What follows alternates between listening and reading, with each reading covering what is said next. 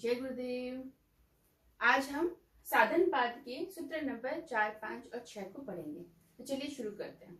साधन पाद के अंदर चौथा नंबर सूत्र हमें कहता है अविद्या क्षेत्रम उत्तरेशम प्रसुप्त तनु विच्छिन्न और उदाहरण।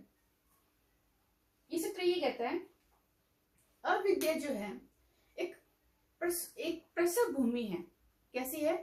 एक प्रसव भूमि है जहाँ उपजता है, एक खेत है जहाँ कुछ उपजता है। तो बोलते क्या?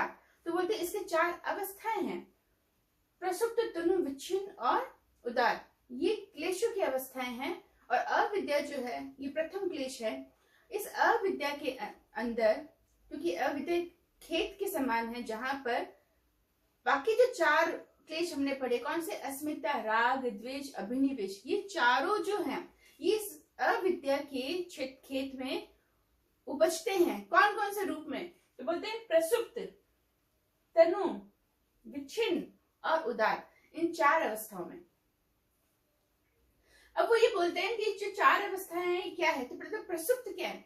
तो क्लेश की प्रसुप्त अवस्था, जिसमें क्लेश जो है वो सिर्फ बीज भाव के अंदर बीज के रूप में है। क्लेश किस रूप में है? बीज रूप में। तनु, जिसके अंदर क्लेश हल्के होते हैं क्लेश, वो होते हैं तनु अवस्था। फिर विच्छिन्न, जिसके अंदर क्लेश जो होते हैं वो कैसे होते हैं? टूट फूट जाते हैं या फिर अपने स्वरूप में आ जाते हैं। कभी टूट जाते हैं, कभी अपने स्वरूप में आ जाते हैं। और उदार, इसके अंदर जो क्लेश है पूर्ण रूप से अपने उदार अवस्था में आ जाते हैं। कौन कौन से क्लेश? 4 क्लेश। कौन से? अस्मिता, राग, द्वेष, अभिनिवेश। ये जो 4 क्लेश हैं ये अविद्या के जो है ये प्रसव भूमि है जिसके अंदर 4 रहते हैं और ये इन रूप में रहते हैं। 4 प्रसुप्त, तनु, विच्छिन्न, उदार अवस्था। और जैसे जैसे इनके सामने ये बीज के रूप में हुए, फिर तनु के रूप में हुए, फिर विच्छिन्न रूप में हुए, फिर उदार रूप में आ जाते हैं। तो जैसे जैसे इनका अनुकूल रहता है विषय, वैसे ये सामने आ जाते हैं। जैसे एग्जाम्पल के तौर पर हम समझते हैं कि हम कहते हैं दुख की अवस्था में सुख नहीं होता, तो सुख दबा हुआ है। ऐसा नहीं कि सुख है नहीं, सुख दबा हुआ है। और सुख की अवस्था में दुख नहीं होता, तो दुख दबा हुआ है। दुख है तो सही, पर दुख क्या है? उस समय उठा हुआ नहीं है, उदार अवस्था में नहीं है। उदार अवस्था में कौन सा होता है? सुख अवस्था, उदार अवस्था में। इस तरीके से ये बता रहे हैं कि अविद्या की जो है ये प्रसव भूमि है जिसके अंदर बाकी के 4 जो क्लेश हैं वो अपने इन अवस्थाओं में रहते हैं। ठीक है।